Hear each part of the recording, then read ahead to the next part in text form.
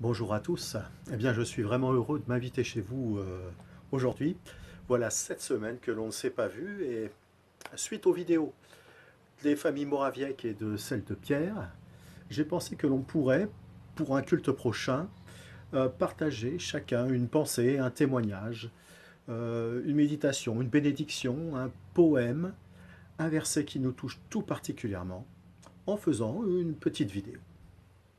Alors, je voudrais maintenant, pour ma part, pour le culte de ce matin, vous parler du choix de Dieu, puis de nos propres choix, au regard des positions des 12 tribus d'Israël, positions des unes par rapport aux autres, autour du tabernacle, tout d'abord, et ensuite, position des 12 tribus sur le pays de Canaan, appelé la terre promise.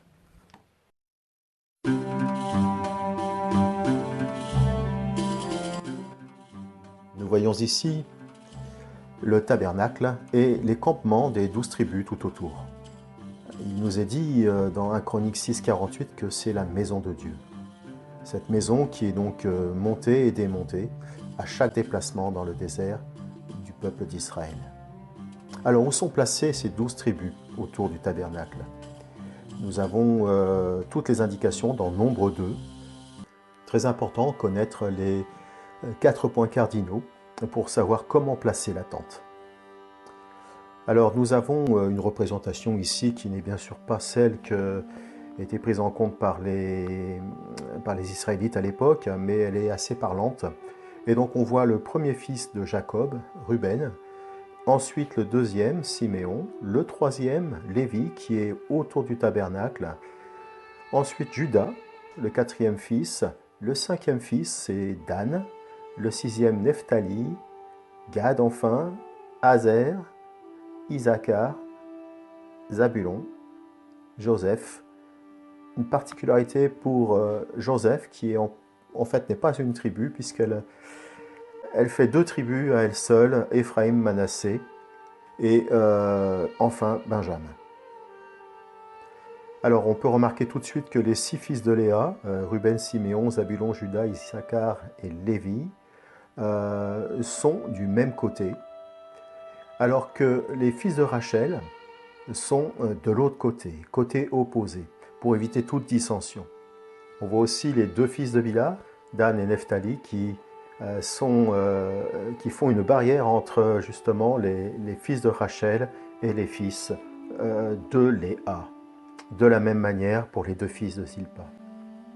Alors nous avons à nous demander quelle est la meilleure place autour de ce tabernacle.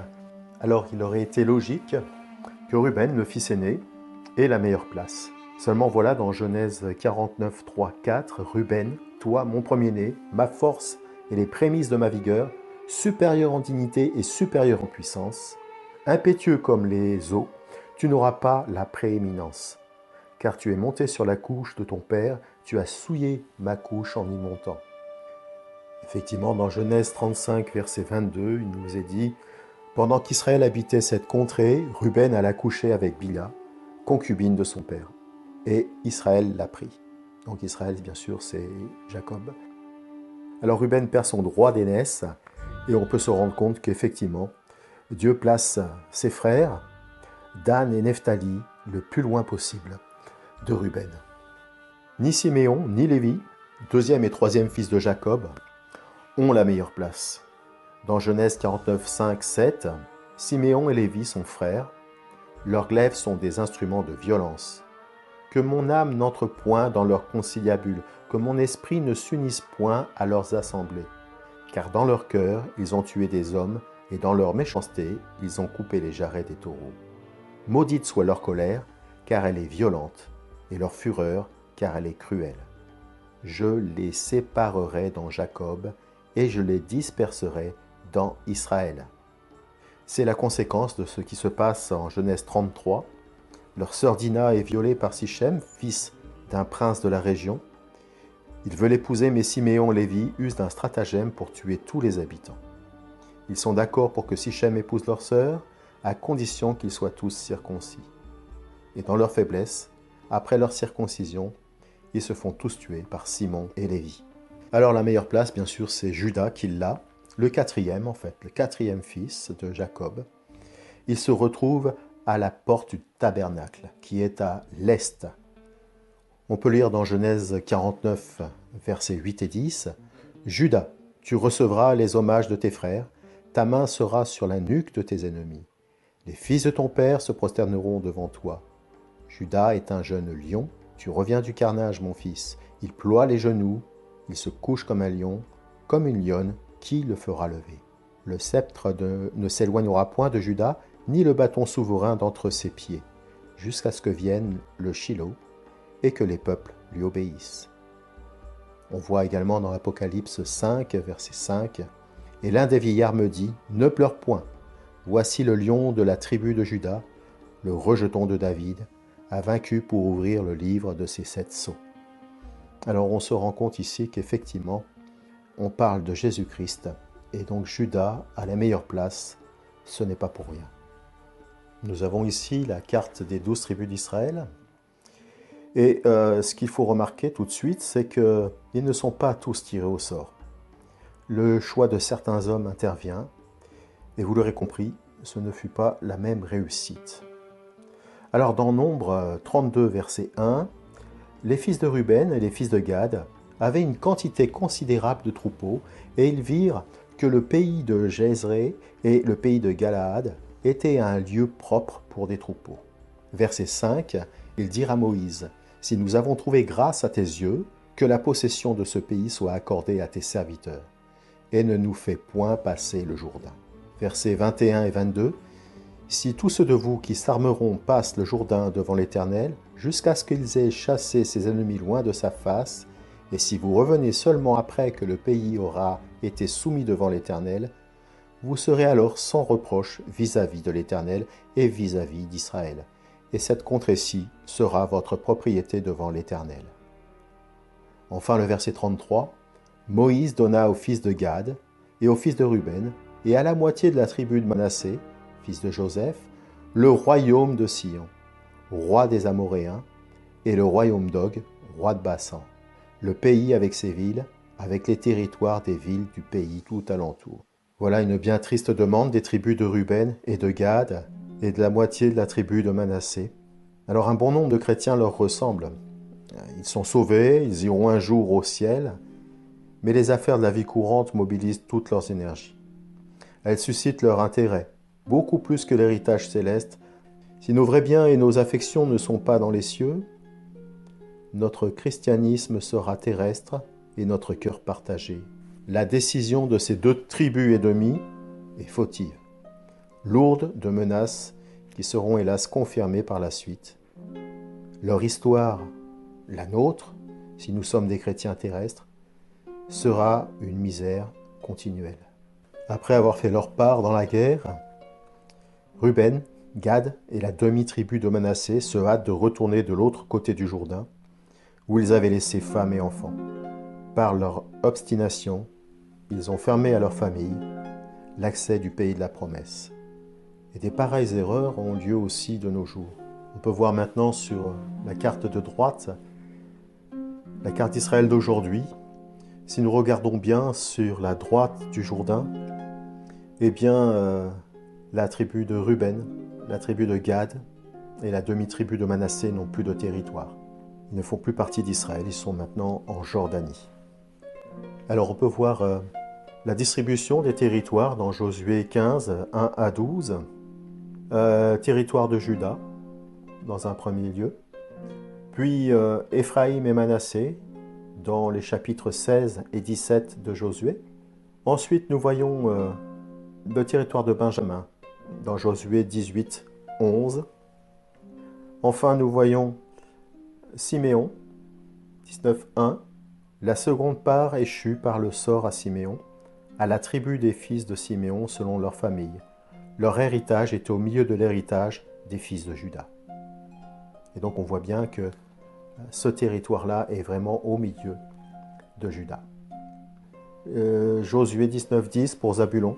La troisième part échut par le sort aux fils de Zabulon selon leur famille. La limite de leur héritage s'étendait jusqu'à Saride.